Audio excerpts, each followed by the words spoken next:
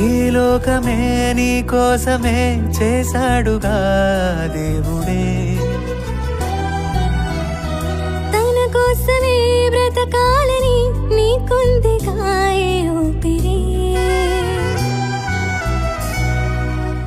కొద్ది కాలమేగా నీవు బ్రతకగలవు, వెళ్ళిపోతావని నీకు ముందు తెలుసు.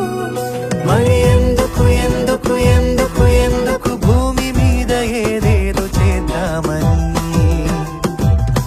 పద ముందుకు ముందుకు ముందుకు ముందుకు తండ్రి అయిన దేవునిని చూద్దామని. ఈ లోకమే నీ కోసమే చేశాడుగా దేవుడే, తన కోసమే బ్రతకాలని నీకుందిగా